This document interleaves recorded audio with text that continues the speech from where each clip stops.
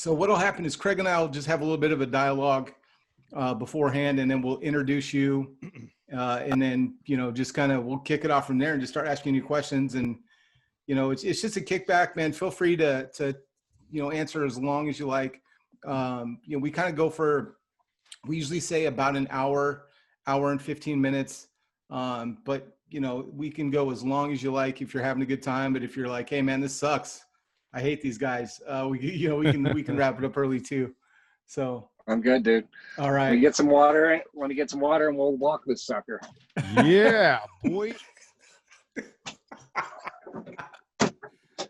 Oh, dude, this is the best moment of my life right now. You're not telling me nothing, bro.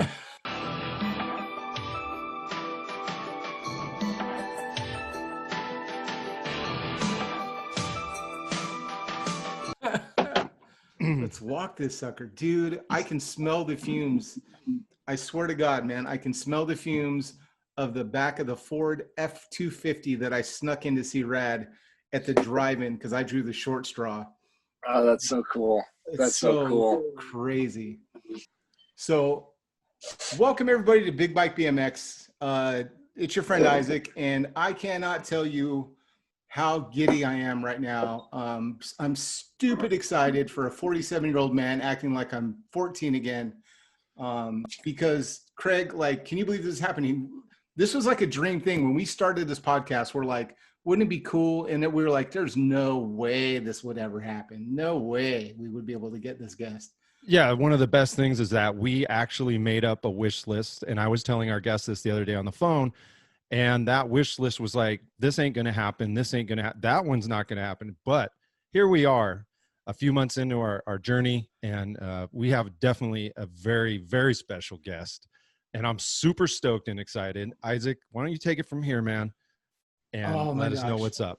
When this guest joined, I could smell the fumes of the back of the Ford F-250 that I snuck in to see this movie in Stockton, California at the drive-in. You guys, you're not going to believe it, but we actually have Mr. Bill Allen with us tonight. Cru Jones, the man, the myth, the legend. What's up, Bill? How are you doing tonight? How's it going? Good to see you guys. Hey, Bill. How are you, man? Dude, I am well. That's all I'm saying. I mean, we're in crazy times right now, but I'm surrounded by family and loving care. So that's all I can say. That's awesome to hear. We are so stoked to have you on today. You can't believe, I mean, Isaac and I, if we're not grinning ear to ear, something's wrong, man. 1986, let's just kick it off. We're here because you are one of the most iconic symbols of not only the 80s, but BMX. And for all of us who grew up in this era, who were young kids riding bikes out in the dirt, racing on tracks, trying to emulate Evel Knievel and others, we had another hero that came about in 86 in the form of Cru Jones, played by yourself. I mean, you don't get any better than that, man. Craig, do you remember the build up to that movie? Like the first time when we started seeing I remember the first time they did an article about it, like in BMX Action or Freestyling or BMX Plus. And I think it was like a spy photo of Hell Track. And I'm just like, what in the world? And you saw that Hell Track and you had no idea, like that's the starting gate. Like you had no idea there was a cereal bowl. And I'm like, what is this Alice in Wonderland thing going on? Do you remember like the build? Oh, totally. Yeah, I totally remember like what exactly your sentiments were perfect. It was, what is going on here? And is this some made up fantasy world that we're going to see come about to fruition and come to life in the form of a movie? Right. What is going on? I think, Bill, that takes me to the first question. Like you're an actor. I mean, when you were pitched this movie, did you have any idea? Were you like, this is going to be what it is? Or like, what was your thoughts the first time you got that script? Or did they just kind of give you the concept first? How did that happen?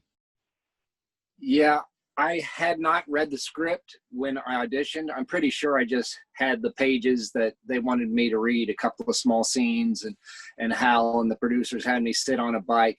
And then once I got the role, they gave me the script, and still I had no idea of what I was about to walk into, the world that I was about to be introduced to, the riders, hell track, that opening wall, the backflip, which was not in the script at the time. All these things were brand new, pretty much to the world, certainly to me. And so when I got flown up to Calgary and walk onto that set,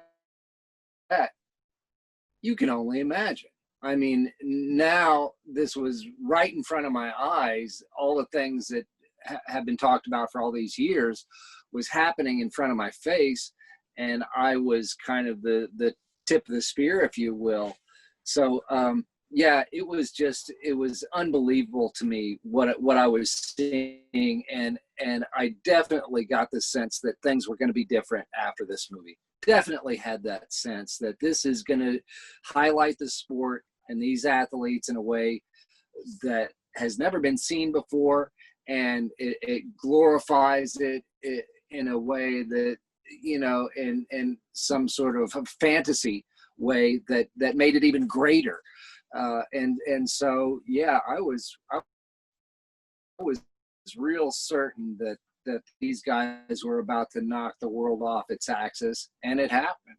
Had you ever been on a BMX bike of that style that was in the movie, Bill, up until that point? Because you actually came from, like, you were born in middle America, Wichita, Kansas, correct? And then moved out to LA at some point. Like, had you ever been exposed to the BMX craze that was going on in the late 70s, early 80s? I had not. So I grew up in Dallas, but it was like any city, USA. And that was not part of my crowd. You know, I was banned from bikes early on. And so I would have to steal my buddies' bikes or ride my neighborhood friends' bikes around. I definitely have visions of Huffy bicycles and that, you know, the big motorcycle style seats. And that was the newest thing when I was a kid. But if you kind of missed that boat, you missed it. And so I knew how to ride a bike. I just never owned one until I was in my 50s, if you can believe that. So my regret was that I didn't have more training by the time I got that movie. But as you know, I assume you guys are BMXers, that by the time I got that movie and started shooting it, there was only a month in between that time. And so I really didn't have any time to really get proficient on a bicycle the way these guys who doubled me are, and not even close, really, because as you know, you spend a lot of time in the ER if you're going to get really good on a bicycle. Almost without doubt, without fail, these guys are going to go to the hospital, and I couldn't afford that. In fact, between getting the role and shooting the role, Bart Connor did end up in the ER. He did blow his knee out. And that's why you never see Bart Connor on a bicycle in that movie. I don't know, does that strike you as odd? But it's because he didn't have a knee. It was fused. Basically, he would have to go back to Oklahoma during shooting and have it manipulated. But I didn't have that luxury. I had done a movie in 1982 where I'd gotten injured off the set, and I wasn't going to play that again. It's too much of a risk for the movie company and me personally to kind of risk being in the ER. And they had no less than 5 or 6 stunt people for me, which worked out great. But yeah, I kind of cringe at the scenes when I look at them now that I'm kind of riding like a little girl, whatever. Well, no, I mean, it was cool because, I mean, I wasn't going to get into this till later, some of the scenes, but you are in a lot of scenes on the bike. It's not a double. It's not a stunt guy. I mean, there's the lumberyard scene. You're up. It appears that you're up on top of the lumber timber and stuff, and you know, things like that. You're riding you're doing your paper route. There's scenes where you're pulling up and riding up to the whatever. And so for you not to have that exposure of been on a bike and been able to get on one and do that, I mean, there wasn't a lot of time. So I'm going to give props to you for being able to take it on and actually look like you knew what you were doing, because you rode pretty good. Well, thanks. I'll take that as a compliment. But truly, the genius of Hal Needham was his ability to stunt double. That was his background as a stuntman, and to be able to do these kind of magic sleight of hand. And obviously, it was before CGI, so it was all really just, you know, in a lot of instances, elegant and not so elegant stunt work. But I don't know, the overall effect still pays off. And even the mistakes are part of the charm of the movie, and it keeps people talking about it all these decades later. That's very true. So we interviewed Eddie Fiola just a couple weeks ago, and he was showing us, he was telling us like, hey, this part, like, I fell down this part and it's still in the movie, you know, and things like that. And you're absolutely right. It's the brilliance of RAD. And I think what we all love about it is how simple the story is. And this is awkward, me telling you this is like Bill Allen, right? But like you played Cru in a way that I think every kid could relate to. You know, you could have been like, I'm the cool guy. You could have played it in so many different ways. But you played that character in such a way that literally everyone that I was watching it with, regardless of what your social status was, could relate to Cru. My question is, you know, we have RAD as BMXers, we have RAD to look up to, and we look back on and we love it. Teachers have like Good Will Hunting, you know, with the Captain, My Captain. You know, as an actor, do you have a movie that touches you like RAD does for BMXers? Was there something that like inspired you? Yeah. I mean, I was a movie fan growing up. That's why I got into the industry. The movie that I've seen probably more than any other is It's a Wonderful Life. And the more I've seen RAD, the more I understand their connections between those two. In It's a Wonderful Life, the townsfolk are such an important part of the narrative, as is RAD. They support the lead characters in a way that gets them through the movie or the narrative. In other words, if it weren't for the townspeople, Cru Jones wouldn't be able to ride Hell Track. It was all the townspeople and Mr. Timmer getting together going, we got to back this kid. Same with George Bailey in It's a Wonderful Life. It's the townspeople that come together at the end of the movie and lift him up. And I think that's one of the beautiful parts of RAD is the community and how it, like you said, it's not just Cru or me, you know, that character. It's the way he relates to the other people. It's the community of people that he's in, not just the townspeople, but his BMX community. I think that's another really cool piece of the movie, is it not just shows the tricks and shows the athletes, it shows them what their home life is like and what they do to practice and what is that like, and the way they improvise ramps and tricks. That was new information for kids. You can maybe speak on this, but I think it just kind of opened people's minds going, oh, I can do that myself, you know.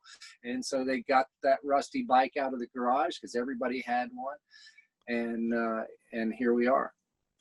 I think one of, and I'll speak for this for myself, but I think I actually could be a voice for many, Bill, and I'm sure you've heard this before. Prior to RAD, most of us got a lot of our BMX fill from magazines on the racks at grocery stores, BMX Plus, BMX Action, other mags. But that was really all that we could get as far as exposure or seeing what these guys are doing. In 1983, a movie came out called BMX Bandits. starring Nicole Kidman. Yeah, it was a BMX themed movie, but it was really hard for me to connect with it. I just didn't feel like it was part of me. I mean, I like the BMX scenes, but I didn't really connect with the storyline as much. Not a knock against BMX Bandits, but it kind of is. What happened with RAD, though, for me was when the movie opens up, right? And there's our known heroes, R.L. Osborne, Eddie Fiola, Martin Aparijo, and these guys doing the opening scenes where they're flying above the ramp and they're in the air. That was just a moment of like, oh my gosh, this is real. These guys are in the air doing stuff. The connection immediately happened. It actually became one of my favorite parts of the entire movie, was that just the feeling you get from the opening scenes, right?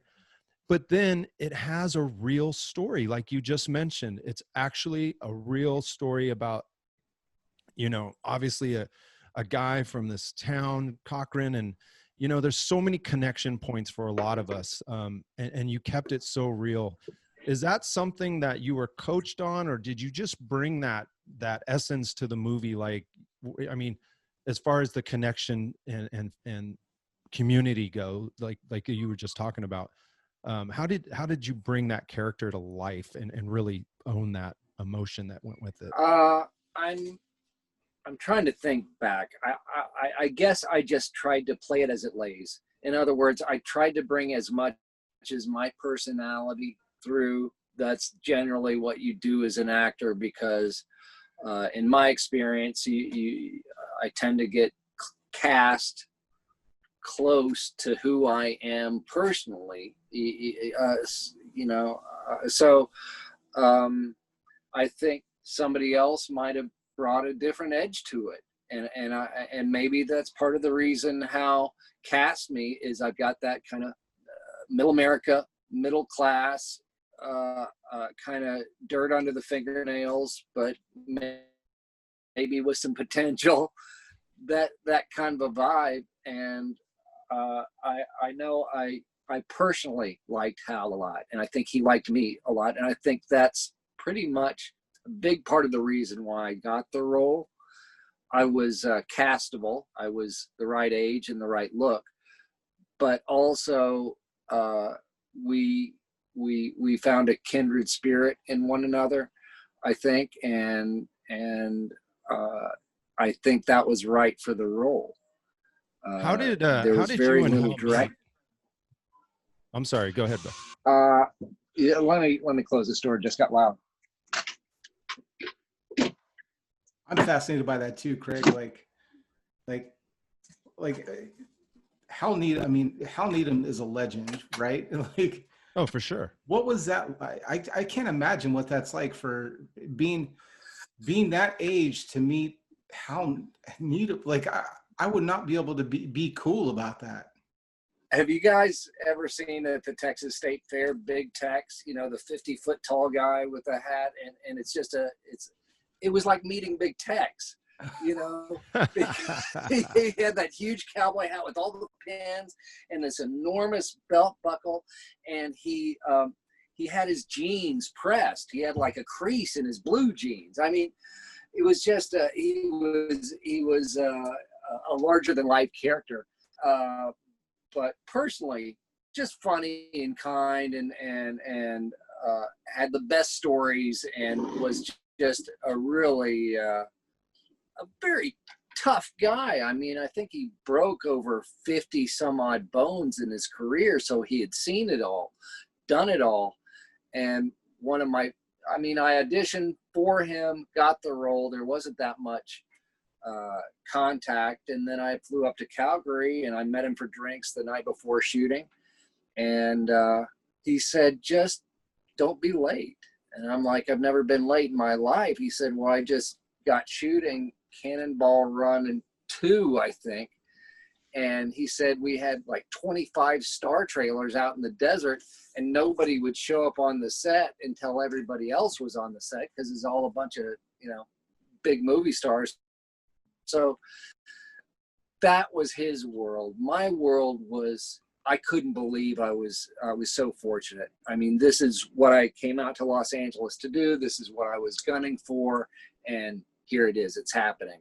So, I was like a kid in a candy store, but I had some experience, and I had learned in a big way just how to behave and learn what not to do, and learn your lines and hit your mark and just behave. And so by that time I was pretty well behaved. There was not a lot of shenanigans going on the set, as I recall. So but Hal himself, I'm just so lucky to have gotten to know him, to have had him point his finger at me and invite me to the party. And so I always want to celebrate Hal when we talk about RAD, because it was he who kind of made RAD what it is. He made Hell Track from a mundane BMX race into what it became, and so many of the elements that are just emblematic of that movie are now iconic, are because of Hal. Yeah, absolutely. 100%. Absolutely. Like I mean, and really, like, to Craig's point, like, we were this close to having just a US version of BMX Bandits, you guys. So like every time you watch RAD, you need to thank Hal Needham for the fact that we got RAD and we didn't get like a US version of BMX Bandits. Bill, my question to you, and this is, I cannot stop thinking about this. Craig laughs every time I bring this up. This is a question that either solidifies my belief that there is actually a Mandela effect, or there's not, because I bring this up every time we talk about RAD. In 1990 something, I swear to God, I was sitting on the couch. I was just back from college. I just graduated college, and I was visiting my mom, and I was eating a bowl of cereal, and we were watching TV. And there was an episode of The Dating Game. And I swear to God that I saw Bill Allen on The Dating Game. Were you ever on The Dating Game, or was that in an alternate universe that I am just absolutely crazy? Because I've asked this of everybody. I've asked this of everybody on every interview that people have known, and they're like, "Dude, you're crazy. That never happened. I've never heard of that." I asked John Bulgens, did he know? And he's like, "I don't know, man. He's never brought it up." Dude, so this is just between you and I, Isaac, right? It's between you and me. That's it. Everyone else earmuffs. All the listeners. Listen, guilty as charged. I'm shocked. The Dating Game is one of those things that if you're an actor in Los Angeles and you need to, if you need your next Arby's meal, you're going to end up on Dating Game. And yeah, that happened. And I lost. And the funny thing about that is I didn't tell anybody I was on that show. That's not something you wrote home about. But my dad would always, he was back in Dallas and asleep in front of the TV, and they were rerunning that episode in the middle of the night, and he heard my voice, and he wakes up out of a dead sleep, and he's like, there I am on The Dating Game, you know. So, dude, I knew it. The most embarrassing. Wow. Well, you know, congratulations. You finally got to nail my head to the wall, because I deserve it. You know, I mean, it's one of those things that you try and you regret later on. But listen, it's not that embarrassing. Not at all. The worst thing. What are you talking about? That's the coolest thing. We're like, dude, Isaac's been holding on to that question for 34 years, Bill. You just ended his quest to know. All right. Well, there's been some cool people on Dating Game. You know, I remember seeing Steve Martin on it. And dude, everybody, like, you got to understand, like, Bill, like, when I grew up, like, there was Hollywood Squares, like that, like any type of like TV game show. Right. You've made it when you hit like a game show. Like I remember Eric Estrada, Paunch, was on The Dating Game. And so I'm sitting, but I remember sitting back and I'm sitting there and it's literally it's me and my mom. And I'm like, Mom, that's Cru Jones. And she's like, and my mom's this little British lady. She's like, what are you talking about? I'm like, that's from RAD. That's Cru Jones.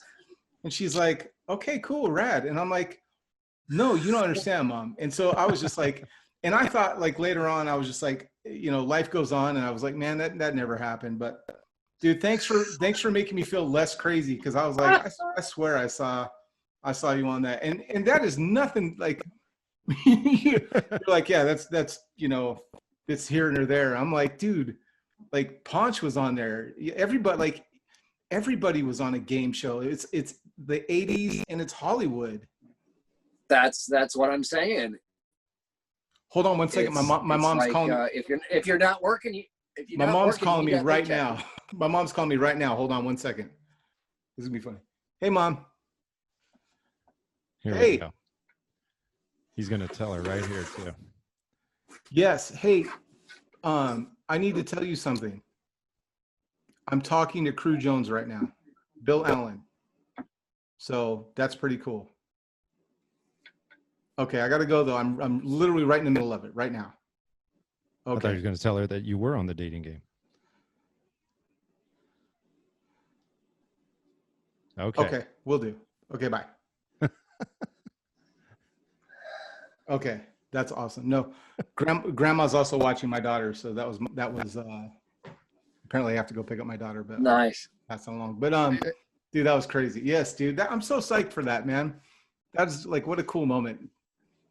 You were talking about the iconic director of the film, and when you two were in the middle of production or filming, I should say, Bill, did you have any clue, or did you talk about what this film could be? Did you have the notion that maybe you were making something that was groundbreaking and it, obviously turns into an iconic cult classic, but was there like that feeling of this is something bigger than just bikes and Hometown Hero?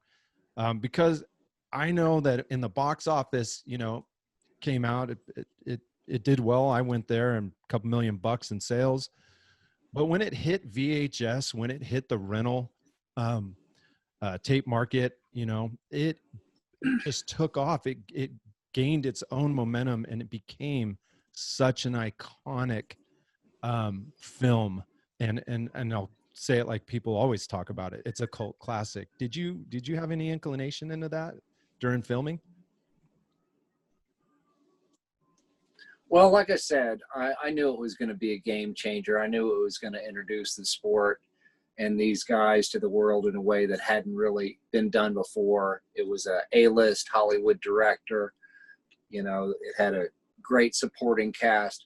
So in reality, it didn't do well in the theatrical release. It was only until it hit Blockbuster that I think everybody that wanted to see it got to see it. And that's when it stayed on the top 20 list for years, long time.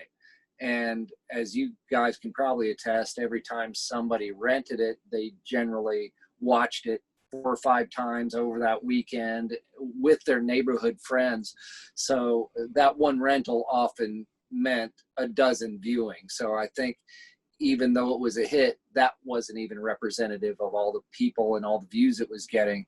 And now with the release on iTunes and Altavod and Vudu and all these other platforms, it was released on Blu-ray 4K recently through Vinegar Syndrome, and it was a huge hit, and it just exploded once it got out there. Now everybody's just rabid for it. So I think the audience for it has always been there, and now they have a legitimate way of getting it. But I had no way of telling in 1986 what people were going to be viewing in 2000.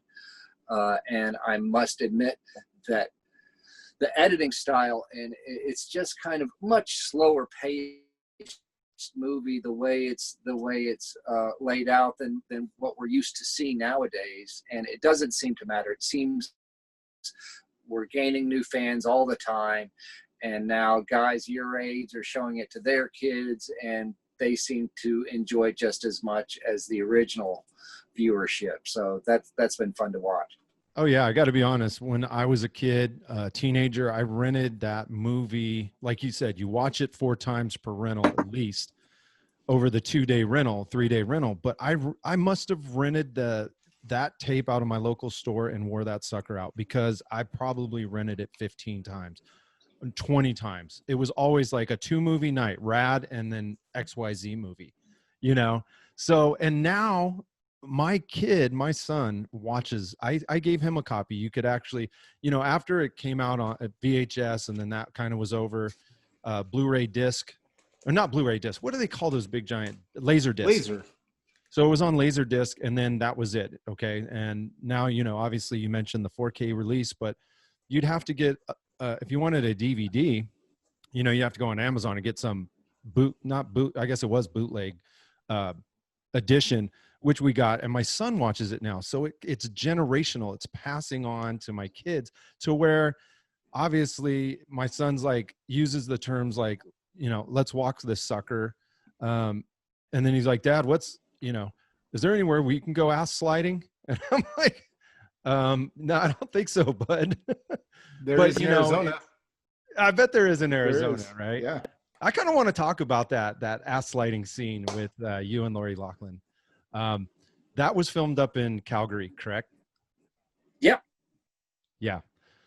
How very cold. Dude, that was right there on the tip of my basically tongue. frozen snow. Yeah, that was on the tip of my tongue, man. Unbelievably cold, dude. And you know, Sam wrote it as a way for Cru and Christian to commingle and to have this romantic moment.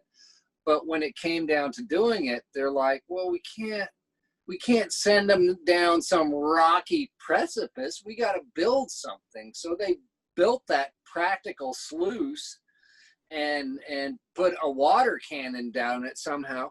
And then we had to see if it worked. So we had actually Martin Appareo get in the wetsuit, and he said, listen, Martin, as you're coming out of the water, don't be so miserable.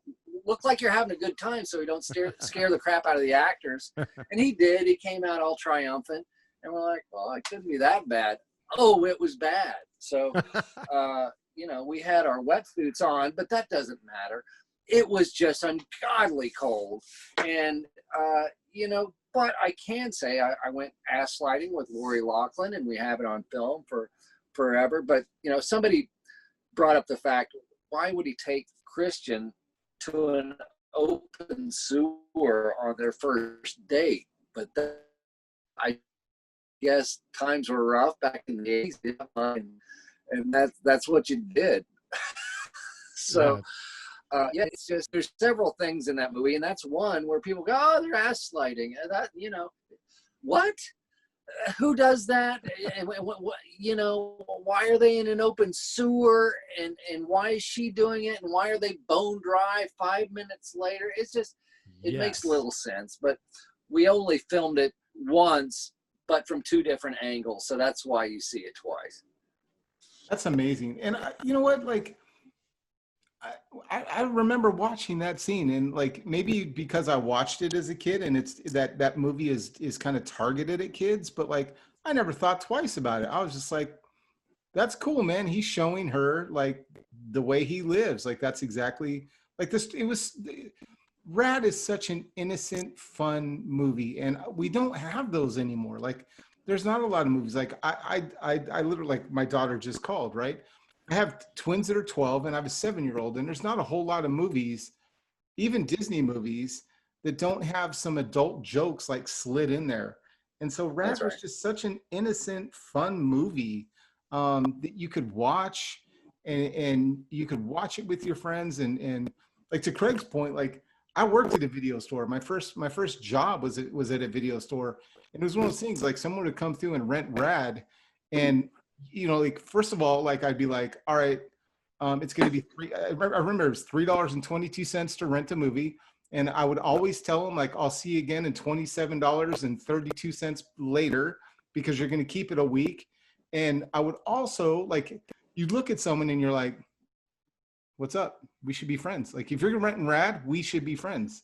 And so it's just such a bonding moment. But I think that was the innocence of the characters, the story, small town. Like I lived in Lodi, California, which is up north from you. It's just like right up 99 in between Sacramento and Stockton. And it was a small town at the time. And I related to the ass sliding thing, not because I could go ass sliding, but I did some pretty stupid things like for my first dates too. Like, you know, you would go roller skating or something like that. But I mean, just such an iconic thing. But the question I have for you, Bill, like, did you recognize, did they tell you about the soundtrack? Did they tell you how important music was going to be for this movie? Because I feel like like the soundtrack and the music that goes along with that, with what you did, complemented what you did so well. It was almost like it's like it should have its own acting credit in there. Like the music just played such a great role. Well, I was just hired as an actor, so I had zero to do with the music.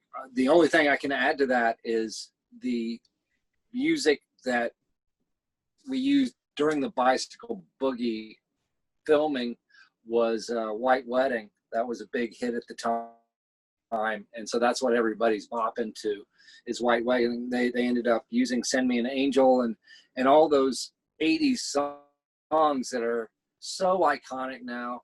Weren't so iconic at the time. They were just very kind of 80s typical synthesizers, that kind of sound, that flock of seagulls kind of, you know, trippy sound that those songs represented. So there was a lot of controversy behind the scenes and a lot of battling as to who was going to do the soundtrack and what songs ended up on that. And I don't know which came first, the chicken or the egg. In other words, did RAD make these songs so iconic or the other way around? I don't think Send Me an Angel was such a big hit before RAD came out. I think it had been on the charts in '84, but it kind of came and went. And it's just, now it's so dated in a good way. You hear those notes and you go, well, that's an era. It's like I'm a guy from the 60s and you hear a jangly guitar and you go, oh, well, that's an era. So it's emblematic of that specific time period. And for the fans of the movie, it just takes you right there. That's the power of music and movies married together. Hear those, just a couple of notes, that's all you know. On the set, you know, there was a pretty amazing supporting cast around you. You know, Lori Loughlin, Bart Carner, Talia Shire, etc. Were there folks like H.B. Haggerty, who played Sergeant Smith? Did you build a bond with any of those folks on the set? And maybe, you know, let us know who that was and what kind of camaraderie you had with them. I was good buddies with Jamie and Marta, who played my friends. Jamie Clark, I thought and think he's really great in that movie. And they kept coming up with things for him to do in the movie because all of a sudden you don't expect when you go on location to find an actor who's just fully formed. He was great. He had little or no training as far as I can see. And so he was an Olympic hopeful at the time. It was the first time I'd seen anybody on inline skates. He was training to be a cross-country Olympian and didn't make the team, but now he is a world-class mountain climber. He's climbed the highest peak on all 7 continents. He's been to the summit of Everest twice. So he's kind of a badass. Those were the actors I mostly hung out with. I spent a lot of time with the stunt guys, which I tend to do on a set. They tend to have a little more fun than everybody else. And Hal's a stunt guy himself. So that mentality, that kind of testosterone was all over the set. And it's fun, you know, especially for a guy in his mid-20s. And I'm trying to be in the mix just like everybody else. So yeah, the stunt players are always having a good time, no matter what's going on. They're up to something, and those guys were mingling with the young riders. So you had that intensity going too, and the one-upsmanship, and that was all playing out. So that was a lot of fun. Yeah. Was there any shenanigans by some of the pro BMXers? I mean, like, was there stuff not known that was going on? Were those guys horse playing? Were they pranking? No, I'm certain there was. I wasn't spending a lot of time with those guys, and maybe I should have, but basically they were all there under the auspices of their sponsors. So I think everybody was trying to pay, but I know they were getting very little money. It was mostly for the exposure that they were there. And there were several prominent riders that turned down being on the set or on the show because they weren't offering a lot of money. But I think the ones that did show up are very glad they did, just because it's such an iconic part of the sport. And if you are on that hell track wall, that's kind of like, that's cool, man. That's cool. If you made that kind of Mount Everest, it is so cool because I think anybody.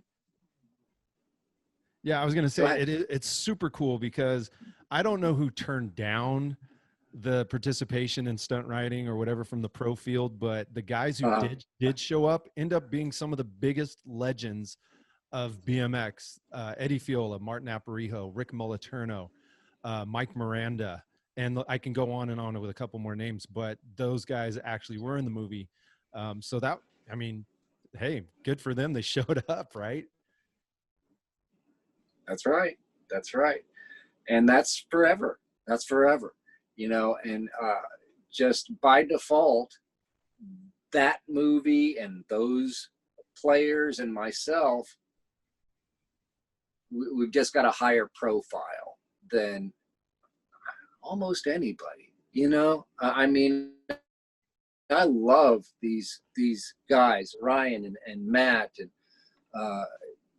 the list goes on, but this movie shined a light in a way that only Hollywood can, and it took hold and it became a hit, and now it just got re-released. So the performers and the riders who were featured in that film, I think, are very fortunate and happy about it. Yeah, I saw a photo of you, and it's within the last couple of years. You were with Eddie Fiola and Martin Aparijo down in, I think it was Huntington Beach, where they do their street performing. So you still have connections with those guys, and I think that's really rad that you're able to do that. What was that day like, or have you been down there several times, or was that a one-time thing? I was there 2 days ago. Yeah, that's nice. That's a regular jam down there in Huntington Beach. It's been going on for 7 years, and it's a chance for these grown men to get out there and act like children. And we get on our bikes and fall down and bring our three-wheelers out, and they got RC cars, and man, it's just it's a block of time where you just don't have any worries, and you're with your buddies doing the thing that you've always wanted to do. And now these guys have rediscovered their passion. A lot of them got away from the smiles off their faces, and now the word has gotten out a little bit, and you'll have families flying in or driving in from all over to be a part of it, and that's really special. You'll see a whole family of like a BMX family, all RAD fans, showing up with the t-shirts and the bicycles and the grins on the kids that you just couldn't get rid of with a pickaxe. So it's just we have the best time. Yeah. And I think it gives the fans some reassurance that I'm not just, this isn't a lark for me. I actually love it, and I love talking to the fans, and I love being a part of the sport. I think that's really commendable, because you have been, you just didn't film a movie and then step away. You stayed connected, and you still show up and show out, and folks love you, like you said, from all over the world. But the fact that you stayed connected and are still hanging out with Eddie and Martin and having a good time, it just says a lot. It says a lot about the cult status of the movie, but it also says a lot about you personally. So, I mean, that's super commendable. Absolutely. We love it. And yeah, it's a powerful thing when we show up in a room together. We've been in Australia and New Zealand and 3 or 4 different countries, several different states. So we just have fun, and this is a special thing that we'll have together forever, and to be spoken of in the same sentence with those guys, and to be thought of in the same realm is just it's a huge honor. It's a huge honor, but that's what acting does. It can put you in places that you never expected, and put you in company of people you never would have met otherwise. So that's the joy for me, is not to look at me, Ma. It's like, look who I'm working with. Look what their abilities are, so I've been very fortunate. And that's enough for me, is to get to work with your heroes. That's Absolutely. funny because, Isaac and I always, and Isaac, you can attest to this, and I know you have some comments or questions, but when we talk about BMX, the things that we talk about the most are the bonds, the friendships, and the way we connect. Just by having or knowing or meeting someone who has on a BMX shirt or a sticker on their car, we already know that there is a connection point just from that. Like, we're already bros. So that just goes along with what you're saying about hanging out with Eddie and Martin. It's like, there is that bond there that will never, ever be broken, and it's going to go on forever. And that's so cool. So rad. I mean, Isaac, you could probably talk another hour and you and I on this, but it's like, doesn't that seem to be our common theme with BMX bikes and things that go with that? Yeah. I mean, it's a trip. Like, just about a year ago, I was wearing a BMX shirt, and I was walking, and I met this kid, because I was wearing a BMX shirt. He's like, "Hey, he recognized the BMX shirt." And I was like, "Hey, what's up?" We started talking. I'm there with my kids. He introduces me to his kids, and I swear to God, his kid's name is Cru. I promise you. And I was like, like, all right, man. Like, I get it, dude. Like, it was just like one of those things. Like, I just met this person, but I instantly knew exactly, just like I told you at the beginning, Bill, like, where, just seeing your face reminded me of sneaking into the drive-in to see the movie. And the moments where I would rent that movie to other people, and the bonds that you would have. It's just such a special thing. And I'm curious, like, you wrote a book, about your career, my RAD career. What was that like, going back and just thinking about, writing a book about yourself? Like, what was that like, that experience? The experience of writing it was very, very pleasant. I've been, again, very fortunate in the people who I've gotten to work with and who have taken an interest in me. Some of them you've heard of, many you haven't, or maybe forgotten about. And so I'm able to bring to light some of the people who made my life and career possible, because we're not out here doing it alone. We all have a tremendous support system. If you're able to get anything going on, it's because of the support system.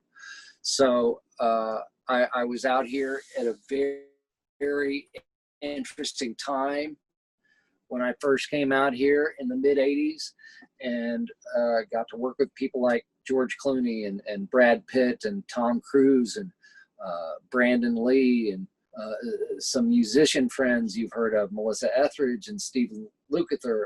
I'm in the music world too. So my wife pushed me to write this autobiography for my fans. And like I talk about in the intro, I don't have enough material, I thought, for a whole book on RAD, which is most people's interest in me.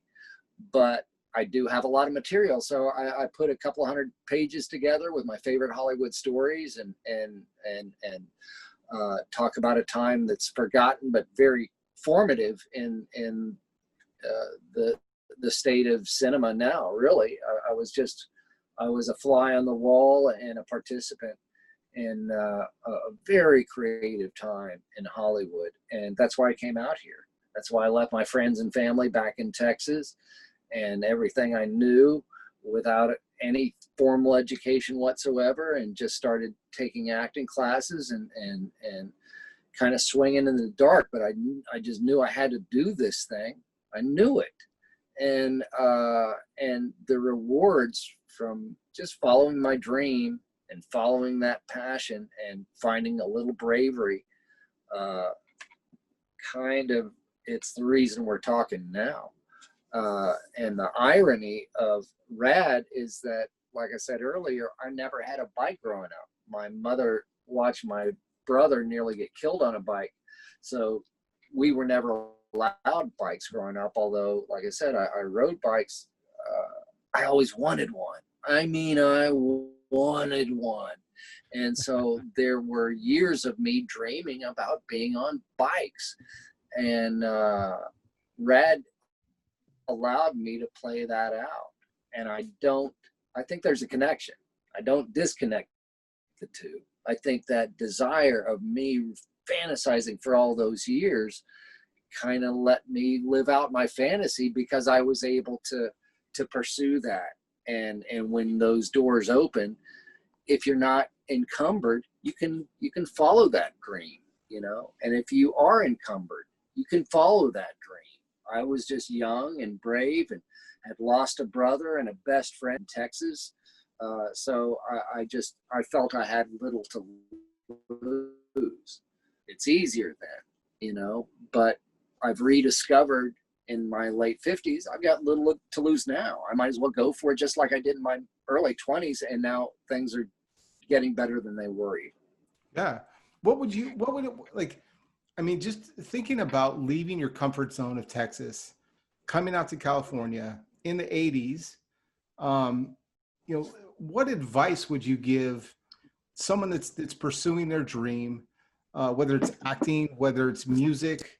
You know, what advice would you offer up to someone listening now that's like, you know what, here's someone that has experienced so much over you know, so many decades.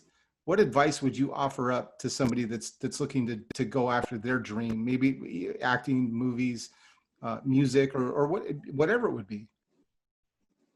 Oh, well, you just said it, is go after your dream. And the question is, how brave do you want to be? And the answer is, if you're doing the thing you love, it doesn't feel like an act of bravery, because it's its own reward, right? You know, as a bicyclist, just doing it, that's the thing. Whatever comes from it, whether you become a pro or a bicycle owner or a track operator or just a rider, that's not the point. The point is to be on two wheels going in a certain direction. And that's the point of an artist, is to be on two wheels, be on your feet, headed in a certain direction. And I think we're living in a world now where we understand the future's even less uncertain than it ever has been. Well, in my mind, it's always been very uncertain. I had the rug pulled out for me as a young man a couple of times, and that realization, oh, we really only have right now. Really, that's all we got right now. So if that's your mindset, well, why would you spend your last day, let's go with that mindset, doing something you don't love? Let's follow your passion. If you think this could be your last day, right? Let's find that bravery in ourselves to follow that. And society will tell you that's not the thing to do, and your spouse might tell you. And I think Cru Jones and him kind of telling his mom, I can't do this, I'm doing this. He did not do what society had laid out for him. And through that, he found the hero's journey. It's a very important lesson, right? and I think that's one I had followed myself as a young man, is I was not grooving on the things that society was telling me was important. What I felt was important was these artistic desires that I had. And like I said, I had nothing to lose by following those. So, yeah, just be brave, man, and find that thing in yourself that knows where your joy is, and go with that. Yeah, let's walk this sucker. That's right. That's right. And if you're lucky to have something you're passionate about, I hear a lot of parents bemoaning, oh, my friend only likes video games. And I'm like, he likes something? Great. Have him do that. What's wrong with, if he likes it? My God, the video games are bigger than Hollywood, bigger than TV and movies. There's a lot of opportunity in video games, right? People are making bank. So if that's what floats your boat, thank God you got something that floats your boat. But I think parents want to choose what floats their offspring's boat. And that's just not the way it works. Yeah, I mean, you're preaching to the choir. You're preaching to the choir. You know what I mean? Like my kids will spend hours on Fortnite. You know what I mean? And I just sit back and like, I'm the one that's over there coaching. I'm like, hey, somebody built this game. Somebody wrote the code for this game. Someone who was the artist for this game. Something you're familiar with. Somebody is the voice of that character in this game. You know what I mean? So there's lots of ways that you can exploit something that you're passionate about if you just look around and think about it. 100%. I couldn't agree with you more. One of the things, Bill, good. That's good to hear, because I don't have kids. Yeah, I mean, it's kind of a common theme, is exactly what Isaac said. It just takes that step, that courage to follow your dreams and passions. And you said it perfectly. One of the things that I have to go over with you, because Isaac had his 34-year question and I have mine. The first thing I'm going to mention is I cannot wait to get your book, My RAD Career. I went to buy it. I think it said it was being released September of this year. So when that does get released, know that I'm going to get that book. I love reading, and I definitely love reading things about the passion that I have with BMX, and especially the movie RAD. I'm going to interrupt real quick. Bill, please do an audiobook where you narrate it. Please find some way to make that happen, because those of us that don't, man, I would love to get a copy. I'm going to second that, man. I'll admit it is coming out on audiobook, and I asked them to get James Earl Jones to read it, Oh, yeah. I guess he was busy that week. But yeah, hopefully it'll be like Paul Rubens or somebody like that with a really high-pitched voice. So it is coming out on audiobook, and that's kind of cool. I would have liked to have read it, but it's kind of cool having some schmo read it in my voice. That would be totally awesome, man. Darth Vader. If you get Darth Vader, you get James Earl Jones or Morgan Freeman. Yeah, right. You get Sam Jackson to read it. That'd be awesome. So when going back, okay, so I'm going to get back into my thought here. Back in the movie, there seemed to be like this, like really natural chemistry with you and Christian, Lori Loughlin. And my question's always been this, and I don't know the answer. Was there ever any sparks, or was there, I know you're married, and I'm talking about the past when you were a young man filming the movie. Was there any connection with Christian?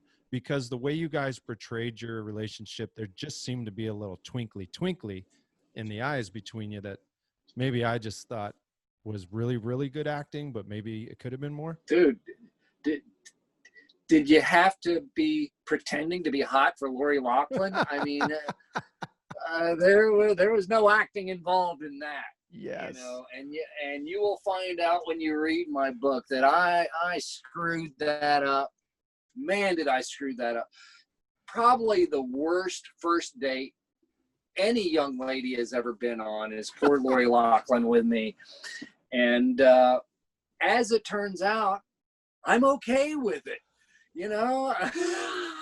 I'm I'm really happy with the way things turned out at the time.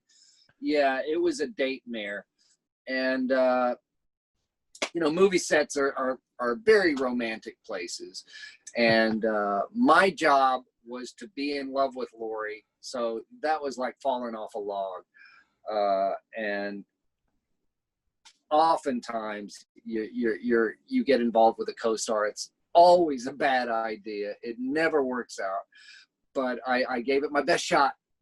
And we're all, she's with the right person and I'm with the right person. Perfect, man. That's perfect. It's embarrassing, man. I did, you know, alcohol gets people crazy, and I'm no different. I've slowed down my crazy ways, but yeah, I was still unsophisticated in the ways of human beings. I'm 47, brother, and I'm still unsophisticated. I look at my wife and I'm like, how did you, like, boy, sorry about your eyesight, babe. You know, like when I look at my wife, I'm not sophisticated at all. But I get it. Well, luckily my wife has a really good sense of humor, and yeah, she's kind of a broad, you know. Yeah. She can take a joke and tell a joke. So yeah, Lori was more the dainty type. Yeah. How does your wife handle it, like when you're out and people recognize you? Is she used to it at this point, or is she just like, does she give you a hard time, or what's that like when you're out and someone's like, yeah, Cru? I mean, she loves it. She loves everything that's going on right now. Obviously, I don't get swamped. I'm not Robert Downey Jr., but I do get occasionally recognized out in public. Certainly when we go to events, you know, which before COVID there are a lot of, and there will be more in the past. But she's my biggest cheerleader. She's the one that told me to write a book, and yeah, I'm very lucky that I've always had a lot of support in what I'm trying to do. In fact, that's everything. Is that the people that I surround myself with lift me up. That's why I surround myself with them. You know, It's funny you bring up Robert Downey Jr. It's funny you bring up Robert Downey Jr. Like, what's it feel like to know, like, because I believe there's a story here. Did you not beat him out for Cru? Like, was it Robert Downey Jr. that you beat out for the role? The story is the producers wanted Robert for the role, and he was interested in doing the role, and I don't think Hal jived with him. I don't think they gelled very much. I think Robert might have rubbed him the wrong way. Big surprise. Who cares? So going back to what I was saying earlier, I think the fact that Hal and I were Southern gentlemen, I think played very much in my favor. And I think Robert, nobody's doubting his talent, you know, he just wasn't Robert Downey Jr. at the time. And so it was kind of more of an open field. And I think that kind of wide-eyed kind of innocence quality, I think I did that fine. I think that's what that role called for, and it's a visual medium, and I just looked more like that guy. You know, he's got a bit of an edge to him. That's what makes him great. But I think that role did not require that. Hey, Isaac, speaking of too getting kind. beat out, listen, I'm just gonna say this real quick. Yeah, say it real quick. Bill, you're too kind. I will say it for you because like, you smoked him, brother. Right on. Good for you. A win's a win, dude. And you are too kind of, like, all actors are like this. Like, that you're so kind to one another, and you know, the craft, it's so respectable. It's a lot like BMX. But I'll say it, man. You smoked him, dude. Good job. I'm proud of you, dude. I'm so glad it was you.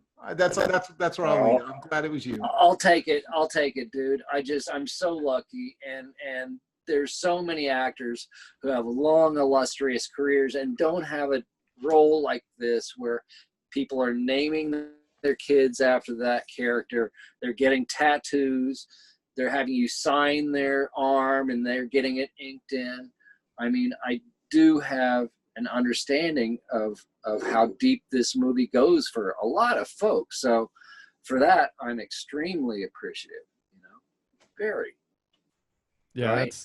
it is, man. I'm going to show you something. Like, I'm 47 years old. I don't buy a lot of toys, but the impact that RAD had on me is, I hope you can see this. I have these action figures signed by you with Cru. This was made by a guy called Has No Talent on Instagram. These are Cru Jones action figures. I'm sorry about the glare, but these are the types of things that fans do. If you're a real fan of RAD, you have, and I know if you can see me, I've got my RAD Racing shirt on that we talked about earlier. Behind me is Bart Taylor's Mongoose jersey. This is the type of stuff we do.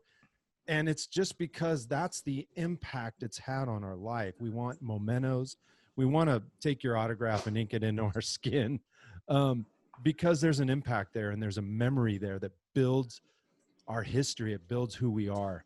And it's awesome, man. I can't stop. I love it. I've been doing it for over 30 years, but RAD was probably one of the most impactful moments of just being able to see BMX on the silver screen, and you're the star character in that movie, man. I want to thank you because that was so awesome, and it still is today. I'm talking about this 34 years later, having an impact on my life still. So goosebumps. Thank you. You're awesome. I appreciate it. Yeah, no Craig. problem, man. What would you say? And I know we're coming up on our time, and I know I don't want to keep you too long, but I mean, you've had an amazing career, you've had amazing friends. Can I just, like, I know this is very personal to you, but can you tell me, like, can you share one of your favorite like Brandon stories with us and the people that are listening? Like, just, and it's, you can totally be like, yeah, man, I don't want to talk about Brandon at all, but I understand you were good friends, and I would love No, just to hear a great no, story. no, it's fine. I love talking about Brandon, and I'm trying to find one that's not too lengthy. And just to interrupt let's you real quick, see. for those You know, listening, Yeah. we're talking about Brandon Lee. Bruce Lee's son was good friend, good friends with Bill. And I've read stories of cruising Hollywood Boulevard, in a was it like a Cadillac hearse or a Lincoln hearse, or just a cool car, having a great time. Yeah, I'll tell you a good Brandon story, and I think this is kind of indicative of what kind of a friend he was. My mother and her best friend had planned a trip from Texas to come out and visit me on the coast. And I was 28 at the time, whatever. And Miguel Ferrer, I don't know if you're familiar with him. He's an actor, passed away 2 or 3 years ago. That's how I met Brandon, is through Miguel Ferrer. Look up him and set your jaw to shock, because he has quite a career. So anyway, Miguel was doing a TV movie in Spain with Benicio del Toro and Stephen Bauer, and he gave me a first-class round-trip ticket to Spain, and it was going to fall right during the time that my mother and her best friend were coming to Los Angeles. And I didn't want to cancel their trip, and I sure didn't want to cancel going to Spain, so I had them come out anyway. And I told Brandon, and what does Brandon do? He takes these old ladies, my mother and her best friend in their 60s, up to his cabin in Big Bear and entertains them for the whole weekend. The whole weekend. And I had zero compunction about it, because I knew they were going to have a great time. I know he was the perfect host, and they did. And he took them out for the whole weekend. And I'm just like, this is a young Brandon Lee, could have been anywhere doing anything, and he's entertaining these older ladies on my behalf just because I asked him to. So my God, what a cool guy. I mean, and that's just one of 1,000 stories of his generosity and how he just really showed up for me as a friend. And on top of being a world-class talent and this icon, he was just a good guy. and really, I miss him every day. So there's going to be a lot more to be said about Brandon Lee, and so keep tuned. Absolutely. Well, I really appreciate you sharing that. I know it's a personal story, and I know, I just appreciate you opening up and sharing that with us, because I'm a huge fan of his as well. And just, I really appreciate that, Bill. Thank you so much for sharing that. Well, one of the great joys in my life is somebody who's not only a big Cru Jones fan, but a big Eric Draven fan, a big Crow fan, So when I know that we too, kind of split these people wide open with these very different characters, it's kind of like why we showed up. It's what we do. It's why we're here. And in certain cases it can work. And, Lou Diamond Phillips is a good friend of mine.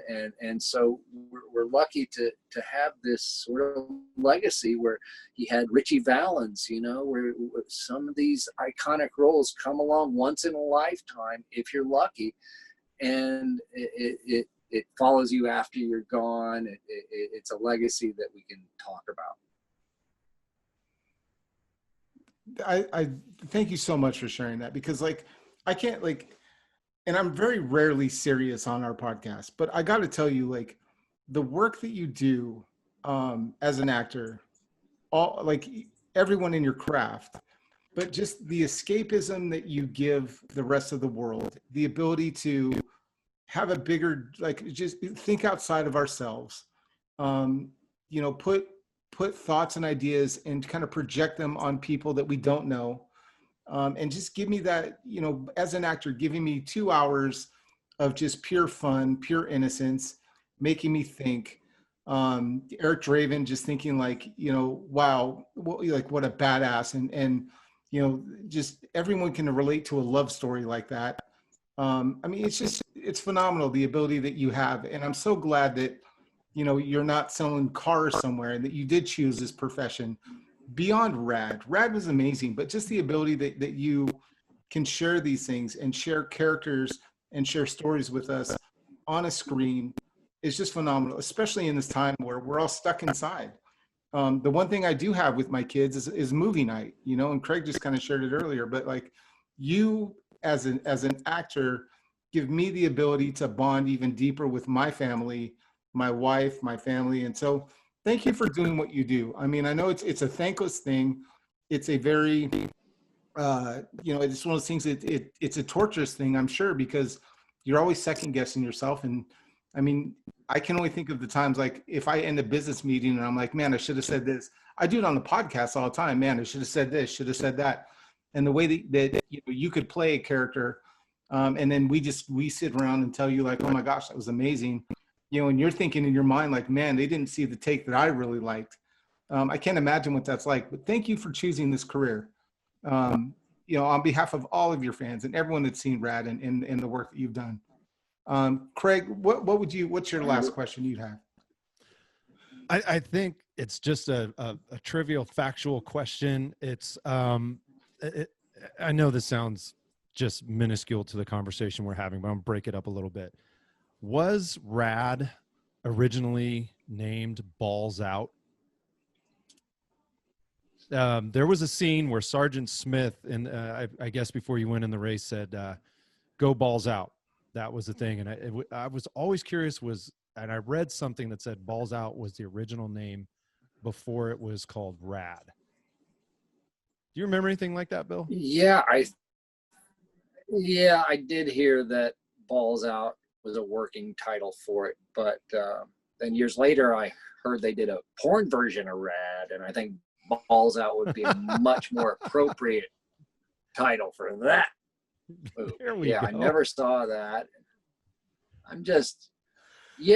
There's so many possibilities if you go that route, especially with Lori going to the jail. It could be like a women's in prison movie.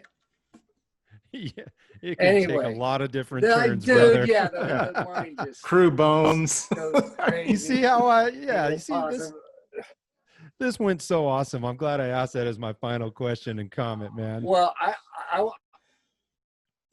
I wanted to comment that I've been the whole interview, Craig, looking at your balls. They've been on display right over your head. The white ones behind. Oh you. yeah, they dangle and hang. You know, they move around. It's attractive. Right. Got the hugest white balls I've ever seen. Hey, you know, when Cru Jones tells you got the largest white hanging balls and he's ever seen, it's a total compliment, brother. I love it. The funniest thing is man. the funniest thing, Bill, is last night. So we do a weekly podcast, and we were talking about BMX news, and afterwards we were talking about this interview, and I was like, I was going to try and have my wife make me one of those red and silver jumpsuits that the twins wore in the dancing scene. I told my wife, and she's like, "Kick rocks, dude. I'm not doing that today." But the conversation was like, he's like, "I have this Bart Taylor thing. Do you think I should wear it?" And I was like, "Dude, you have to wear that." Because in my opinion, like, and this is just going back to RAD for a minute, like Bart wasn't the villain, dude. Bart, like, Cru is definitely the hero. The villain was like the corporation that was steering Bart. That's like, it was like That's right. everyone versus Mongoose, you know, at the time, you know, like that big corporation. And I think that's so true of like the world today. What like, do you want to comment on that? Like, do you agree? What's your thoughts on the hero villain? Yeah, I totally agree. And in fact, it's my favorite part of the movie by far is when Bart turns around and waves Cru on. It completely changes the dynamic, changes him from the nemesis to the guy that allows Cru to become a champion. And as you say, it's corporate greed that's the true enemy in this movie. And these group of kids are able to overcome it. I mean, it kind of, sounds absurd in the retelling, but that's what makes the movie so compelling, is that it shows the community. And as you know, these competitors, they're often just the best friends. They're just they just happen to be competitors that day. And so it shows the community in that light, that they know they're all in the same game. What they're battling against is trying to grow the sport and get their just desserts. Yeah, kind of like you and Robert Downey Jr.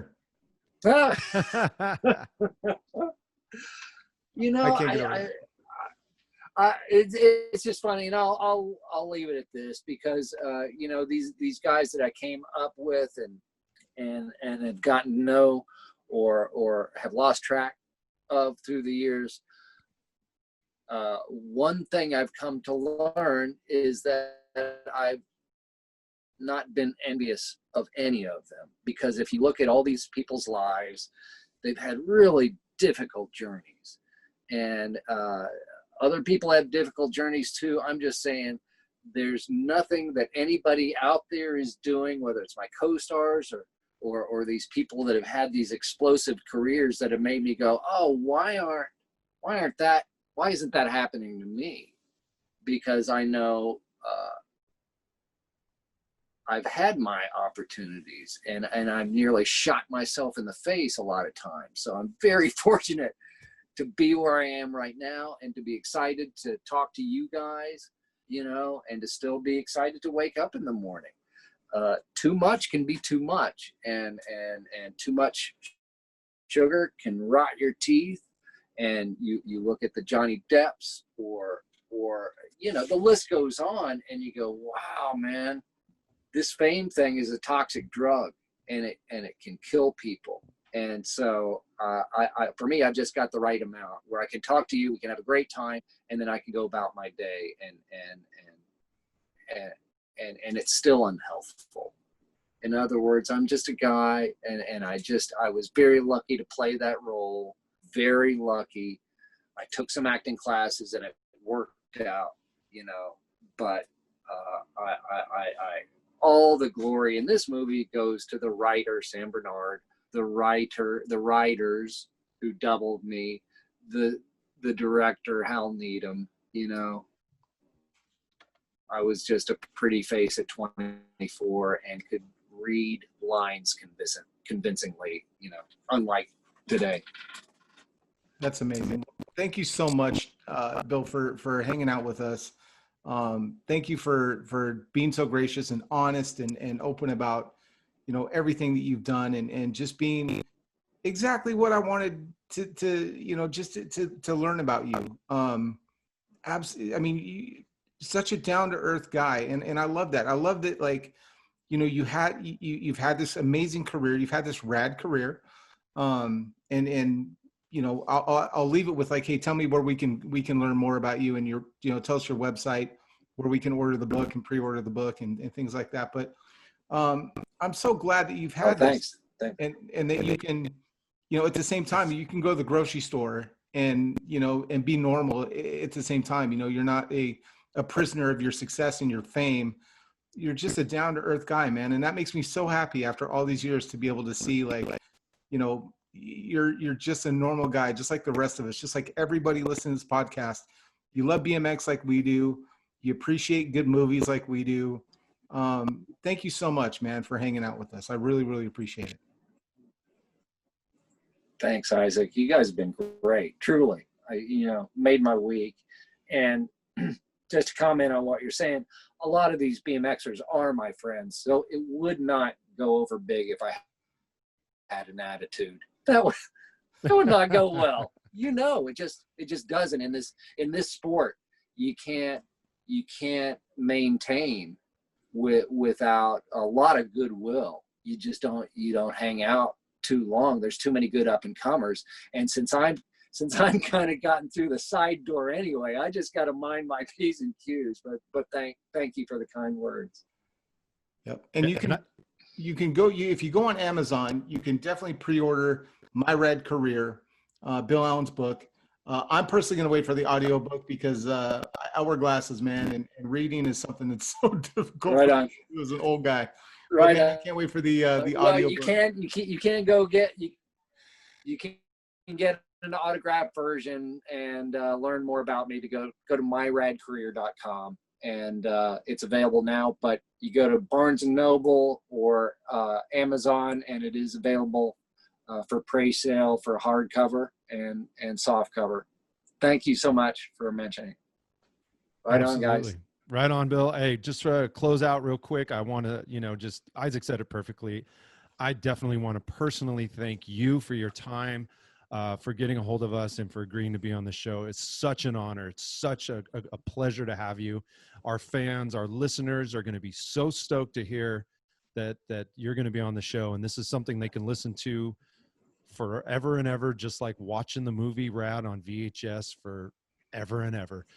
Thank you again to everyone out there that's listening. Thank you for showing up. We sincerely appreciate you, Isaac and I, and Bill thanks you too for showing up. Cru Jones wants to walk this sucker. So I'm going to say, go to YouTube, check out our podcast and our show, hit that subscribe button. If you like this episode, we definitely want to do more of this for you.